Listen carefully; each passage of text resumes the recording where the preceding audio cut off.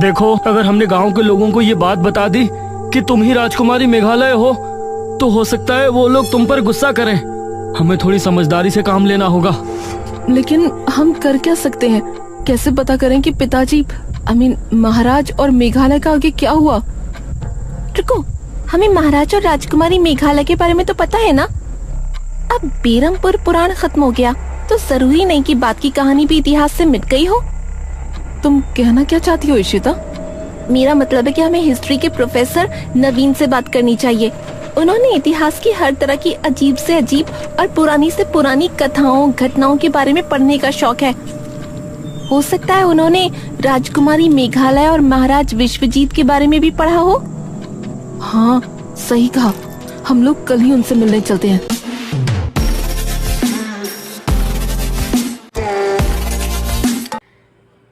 Hello viewers, welcome back to our brother sister channel. आज की video फिर से हम लेकर आ गए हैं हॉरर। ठीक है, तो ये हॉरर वीडियो होने वाली है और कुछ थोड़ा एक्सप्लेन कर देते हैं हम। तो बताओ क्या वीडियो क्या रहने वाली है? क्या आप देखने को तैयार है हॉरर वीडियो? बिल्कुल। साथ में तो वीडियो ये थोड़ा न्यू चैनल है, तो ये वीडियो की जैसे कि जितनी भी वीडियो के ऊपर हम लोग अपनी ओपिनियन देते हैं और रिएक्ट करते हैं, वो सारी वीडियो की लिंक्स आपको डिस्क्रिप्शन में उन वीडियो की मिल जाएगी। इस वीडियो की भी लिंक, ओरिजिनल वीडियो की लिंक हमारी वीडियो की डिस्क्रिप्शन में मिल जाएगी, जाके देखिएगा। बाकी ये वीडियो मैं आप ही लोगों के साथ देख रहा हूँ, तो वीडियो देखते हैं, बाद में इस वीडियो के ऊपर चर्चा करेंगे। बिना किसी समय को बर्बाद किए चलते हैं वीडियो की ओर। सो वीडियो को स्टार्ट करते हैं।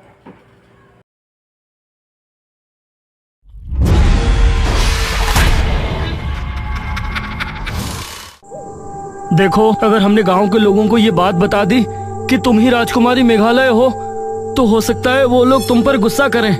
हमें थोड़ी समझदारी से काम लेना होगा। लेकिन हम कर क्या सकते हैं?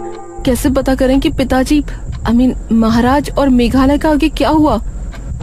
रुको, हमें महाराज और राजकुमारी मेघालय के बारे में तो पता है ना।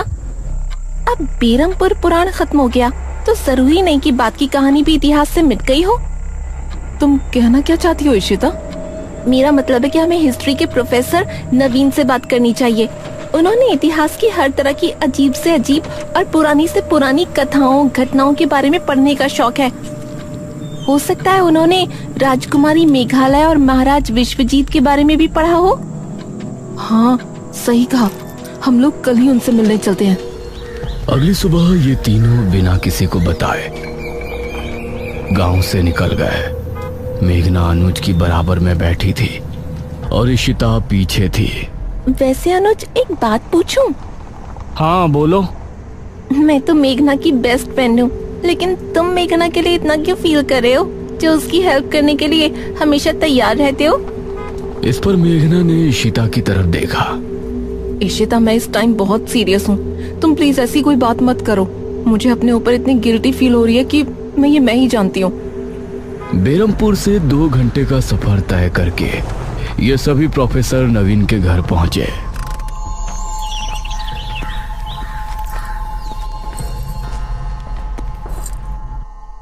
हेलो प्रोफेसर नवीन। हेलो इशिता, कैसे हो? ठीक हूँ प्रोफेसर। ये मेरी फ्रेंड है मेघना और ये अनुज। कहो, कोई परेशानी? प्रोफेसर, हमें आपकी थोड़ी मदद चाहिए थी। सन 1600 में मध्य प्रदेश में राजा विश्वजीत का शासन था, जिनकी एक राजकुमारी भी थी, मेघालय। क्या आपने उनके बारे में कुछ पढ़ा है?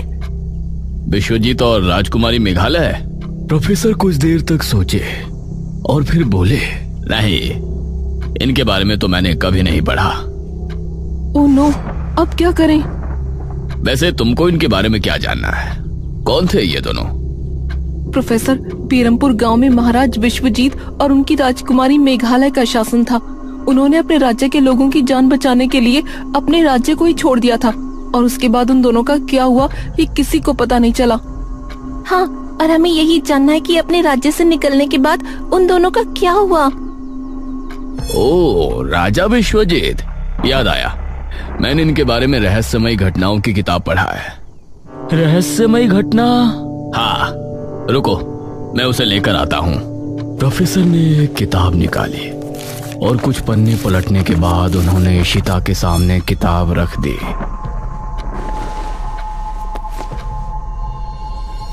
सन 1600 में जनकपुरी में एक अधेड़ उम्र का आदमी पहुंचा और वो एक सेठ के यहाँ काम करने लगा। सेठ ये देखकर हैरान था कि उस आदमी का चाल चलन, बोलने का तरीका, उठने बैठने, खाने पीने का अंदाज बिल्कुल राजा महाराजाओं वाला था। लेकिन पूछने पर वो बताता था कि वो एक मजदूर का बेटा है और अब अनाथ है। लेकिन इसके बावजूद किसी को उसकी बात पर भरोसा नहीं था। रात को सोते समय वो बार बार राजकुमारी मेघालय का नाम पुकारा करता था। धीरे धीरे उसकी तबीयत बहुत खराब होने लगी और उसके माथे पर हमेशा चिंता की लकीरें नजर आती थीं। कुछ ही महीनों में उसकी हालत बहुत बुरी हो गई और वो मरने के कगार पर आ गया। उसकी आखिरी ख्वाहिश भी बड़ी अजीब थी। उसने कहा कि उसे मरने के बाद उसका अंतिम संस्कार न किया जाए, बल्कि उसकी लाश को बेरमपुर गांव पहुंचा दिया जाए। लेकिन उस समय जनकपुर और बेरमपुर के बीच कहासुनी चल रही थी, इसलिए उस सेठ ने उसकी लाश को ताबूत में बंद किया और उसे जनकपुरी के जंगल की गुफा में रखवा दिया। यह सुनकर मेघना की आंखों में हल्के से अश्क नजर आए। मतलब उन्होंने मरते मरते भी अपनी प्रजा की सोची। मतलब? आपका बहुत बहुत शुक्रिया प्रोफेसर, आपकी वजह से हमारी बहुत हेल्प हुई है। You are welcome. ये तीनों प्रोफेसर से विदा लेकर वहां से निकले। अब हमें जनकपुरी जाना है और उस गुफा के अंदर उस ताबूत को खोज निकालना है। लेकिन इतने सालों बाद उनकी लाश हमें मिलेगी भी कि नहीं? वो तो वहां जाकर ही पता चलेगा। ये तीनों अब वापस से बेरमपुर पहुंचे। अनुज, इशिता, मेघना। हाँ पिताजी। तुम तीनों कहाँ से आ रहे हो? वो पिताजी, ये सब देखने जानने के बाद हम तीनों को काफी डर लग रहा था, तो हमने सोचा थोड़ा घूम कर आते हैं। ठीक है, लेकिन अभी भी निशिर मोलो से हम आजाद नहीं हैं। रात में कोई कहीं नहीं जाएगा, ठीक है? जी पिताजी। ये तीनों घर के अंदर पहुंचे और अनुज इनके साथ कमरे में गया। हम लोग शाम को 5 बजे यहाँ से निकलेंगे, ठीक है? लेकिन किसी ने देख लिया तो? कोई नहीं देखेगा। हम वहाँ जाएंगे, महाराज विश्वजीत की लाश ढूंढेंगे और उसे लाकर खंडहर में रख देंगे। बाकी का प्लान बाद में करेंगे। ये क्या बातें कर रहे हो तुम तीनों? मुखिया की आवाज सुनकर ये तीनों चौंक पड़े। उस समय मुखिया के साथ तांत्रिक महाराज और ठकुराइन ने भी इनकी बातें सुन ली थी। अब पिताजी, वो क्या अनुज बेटा, जो भी बात है ठीक से बताओ। महाराज विश्वजीत के बारे में तुम क्या बोल रहे थे? निशिर मोलो इसीलिए गांव में घूम रहे हैं क्योंकि उनको महाराज विश्वजीत की लाश चाहिए। उनकी लाश जनकपुरी के जंगल की गुफा में रखी है। लेकिन तुमको ये सब कैसे पता? और जैसा कि राजकुमारी मेघालय ने तय किया था कि निशिर मोलो जब ही जाएंगे जब राजकुमारी के कदम बेरमपुर की जमीन पर पड़ेंगे, तो ऐसा कैसे हुआ? इस पर मेघना ने एक कदम आगे बढ़ाया। क्योंकि राजकुमारी यहाँ आ चुकी है। कौन? मैं, मेघना। पिछले जन्म में राजकुमारी मेघालय मैं ही थी। यह सुनकर सभी की हैरानी का कोई ठिकाना नहीं रहा। मुखिया का मुंह खुला का खुला रह गया। ये तुम क्या कह रही हो? हाँ, जब से हम यहाँ आए हैं तभी से वो वापस आए हैं और वो चाबी जिस तक पहुँचने में हमने आप लोगों की मदद की थी, उसके बारे में भी हमें हमारे सपने में पता चला था, जिसमें हमने हमारे पिछले जन्म के बारे में बहुत कुछ देखा था। जो भी हमने सपने में देखा वो सभी राजमहल में मौजूद है। मेघना की बातें सुनकर इन सभी को अब यकीन हो गया था कि वही राजकुमारी मेघालय है। तो मेघना बेटा, जनकपुरी में हम भी तुम्हारे साथ चलते हैं। उस ताबूत को ढूंढने में हम सभी को मेहनत करनी होगी। यह सुनकर अब इन तीनों की हिम्मत बंध गई थी। अब मुखिया ने भी अपनी गाड़ी निकाली और ये सभी जनकपुर के जंगल की तरफ चल दिए।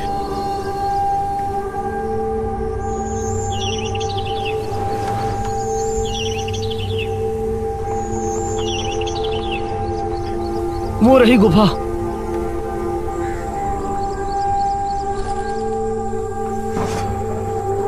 उन्होंने टॉर्च निकाली और फिर गुफा के अंदर रवाना हो गए।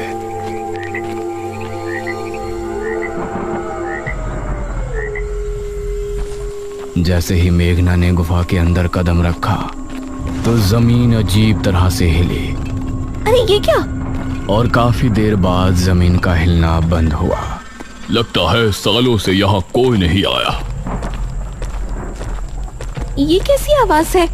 गुफा में अजीब सी आवाज गूंजी, जैसे कई सारे कीड़े एक साथ रेंग रहे हैं। तभी इनको सामने से काले मकड़ों की फौज आती हुई नजर आई। अरे बचो! ये सभी इधर उधर भागे और छोटे छोटे टीलों पर चढ़ गए। वो सभी मकोड़े तेज शोर के साथ गुफा के बाहर निकल गए। हमें बहुत संभल के चलना होगा।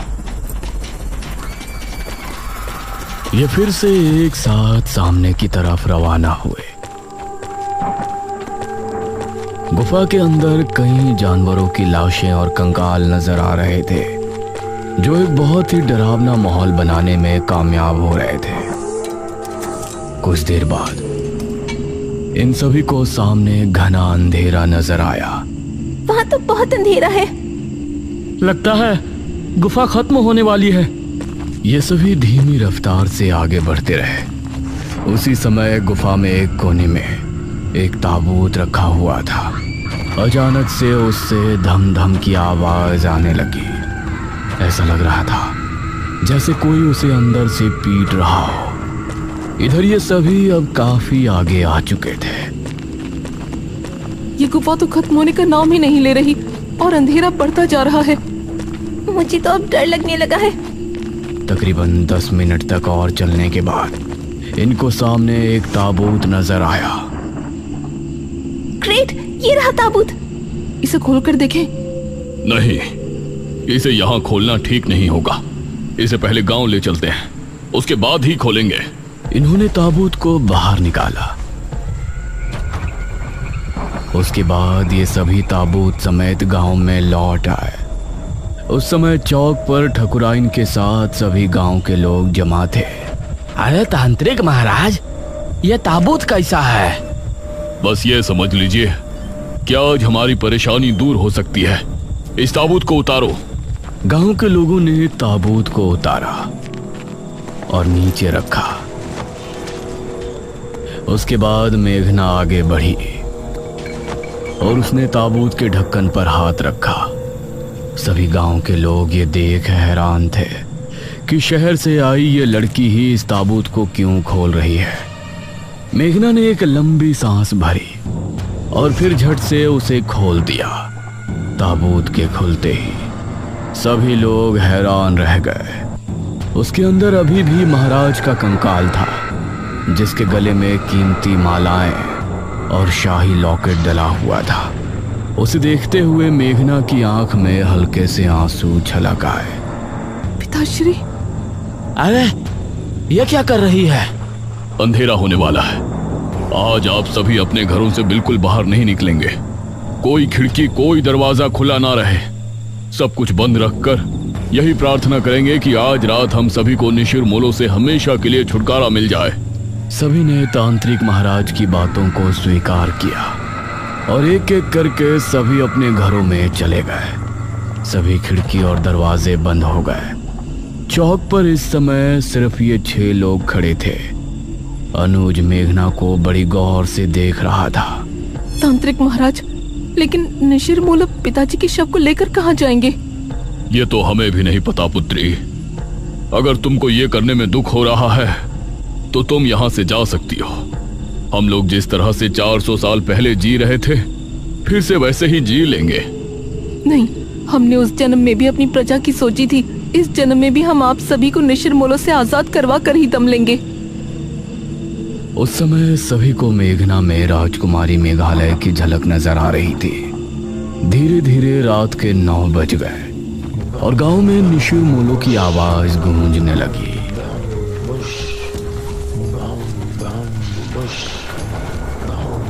उनकी आवाज सुनकर अपने घरों में बैठे सभी गांव के लोग डर गए और सभी हाथ जोड़कर निशिर मोलो से बचने के लिए प्रार्थना करने लगे। वो अपने भारी कदमों के साथ आगे बढ़ रहे थे और तलाश में थे कि उन्हें कोई नजर आए और वो कब उसे उठाकर साथ ले जाए। मेघना कुएं के पास खड़ी थी। अब मुखिया और बाकी सभी कोठी के अंदर बैठे मेघना को देख रहे थे। तांत्रिक महाराज, निशिर मोलो मेघना को साथ तो नहीं ले जाएंगे ना? नहीं बेटा, ऐसा मत बोलो। निशिर मोलो अपनी मध्यम चाल चलते हुए कुएं की तरफ बढ़ रहे थे। जैसे ही उनको सामने मेघना नजर आई तो उनकी आंखें और तेज चमकने लगी। उन्होंने रुककर मेघना को देखा और फिर ताबूत खुलने लगा। उसके अंदर से सुनहरी रोशनी निकलने लगी और मेघना उसकी तरफ खींचने लगी। नहीं, हमें मत ले जाइए। निशिर मोलो की आंखें गुस्से से और लाल हो गई थी और मेघना ताबूत की तरफ खींची जा रही थी। नहीं, मेघना! अनुज जल्दी से बाहर की तरफ भागा। इस तरफ मेघना ताबूत तक पहुंचने ही वाली थी, तभी हम राजकुमारी मेघालय हैं। राजकुमारी मेघालय! इतना कहते ही उन चारों ने एक दूसरे की तरफ देखा और फिर ताबूत के अंदर से उस रोशनी का निकलना बंद हो गया और ताबूत वापस बंद हो गया। हम जानते हैं हमने आने में देरी कर दी, लेकिन जैसा हमने वादा किया था, हम अपने पिताश्री महाराज विश्वजीत की लाश लेकर आपके सामने प्रस्तुत हैं। मेघना, तुम ठीक हो? इस समय निशिर मोलो ने अनुज पर ध्यान नहीं दिया और वो सभी एक साथ बोले, कहाँ है वो दुष्ट राजा विश्वजीत? उसके इतना कहते ही मेघना और अनुज ने मिलकर सामने रखे ताबूत से कपड़ा हटा दिया और उसे खोल दिया। उसके अंदर पड़े कंकाल को देखकर निशिर मोलो जोर से हुंकार भरने लगे। वो ताबूत के पास आकर रुके। उसका ताबूत खुला और रोशनी निकली। महाराज का कंकाल उस ताबूत से निकलकर उनके ताबूत में आ गया और फिर वो चारों वही आवाज करते हुए वहां से कब्रिस्तान की तरफ चल दिए।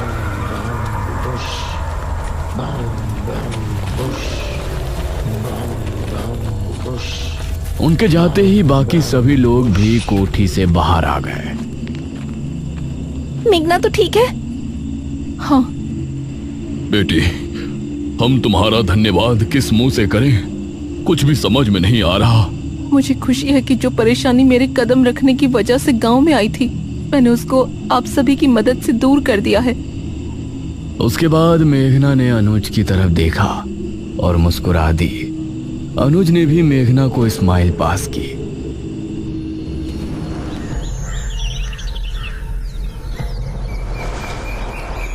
अगली सुबह मेघना और इशिता गांव की सरहद पर पहुंची थी और सभी उनको छोड़ने के लिए वहां जमा थे। इशिता, मेघना, आओ बैठो। शहर जाने वाली बस 11 बजे आ जाएगी। ठीक है मुखिया जी, नमस्ते। नमस्ते अंकल एंड आंटी। हमसे कोई गलती हुई हो तो माफ कर देना। अरे नहीं बेटी, तुम दोनों तो बहुत ही अच्छी हो। मैं ही बेवजह बात बात पर भड़क रही थी। मेघना और इशिता गाड़ी में बैठी।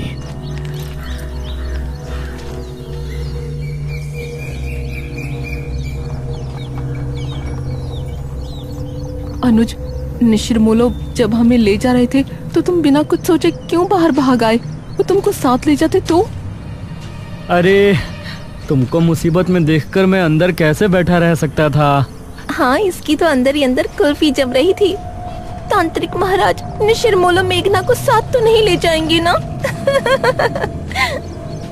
बस बस, इतना भी मत हंसो।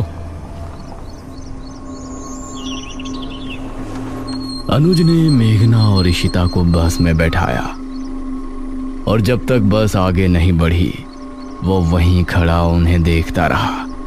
मेघना भी खिड़की से तब तक उसे देखती रही जब तक वो बस स्टॉप से आगे नहीं निकल आए। काश ये गांव में जल्दी वापस आए। वैसे राजकुमारी मेघालय, आपने मृत्युंजय अमृत का सैंपल इसीलिए लिया है ना कि गांव में वापस जल्दी आ सको? इस पर मेघना मुस्कुराई। अवश्य आएंगे सखी।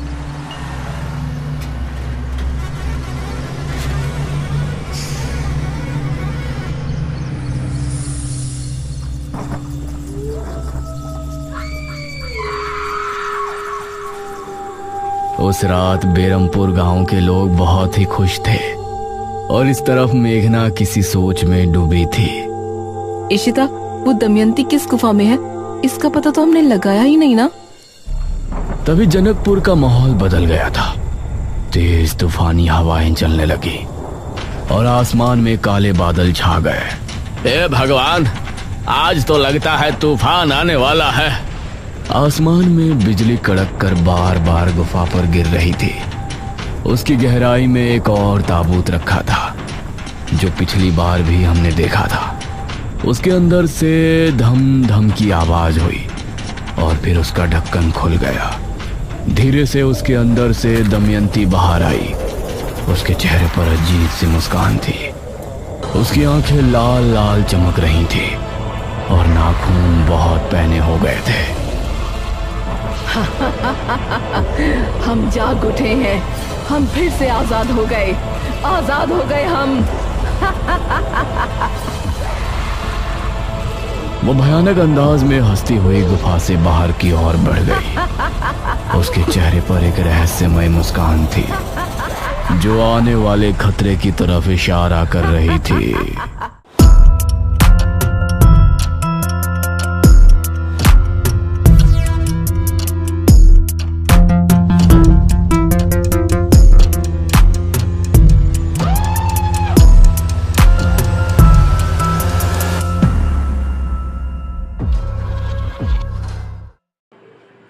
ओके, तो ये जो वीडियो थी ये मेरे को पर्सनली अच्छी लगी। दमयंती नाम था ना उसका, जो ताबूत में से निकली थी। हाँ, तो अब ये कौन है? मुझे भी नहीं पता। तो ये फर्स्ट पार्ट है ना इसका, मतलब नहीं। फर्स्ट एपिसोड है ना? 6th एपिसोड है। अभी 5 एपिसोड और पड़े हैं। ये आपका रिस्पॉन्स जानने के लिए मैंने इस पे अपने चैनल पे अपलोड किया है, रिएक्ट किया है इसके ऊपर और देखा भी आप लोगों के साथ में ही है। मेरे को पर्सनली अच्छी लगी थी। अगर आप लोगों का रिस्पॉन्स अच्छा आता है तो इसके ऊपर ज़रूर मैं जो इसके पार्ट हैं वो आप लोगों के लिए ज़रूर लाऊंगा। तो आप बताइएगा कि ये जो वीडियो है ये आप लोगों को कैसी लगी। बाकी मेरी ओपिनियन तो ये है कि देखना चाहिए। तो वीडियो अच्छी लगी हो तो लाइक सब्सक्राइब करना नहीं भूलिएगा। मिलते हैं नेक्स्ट वीडियो में, तब तक के लिए बाय बाय।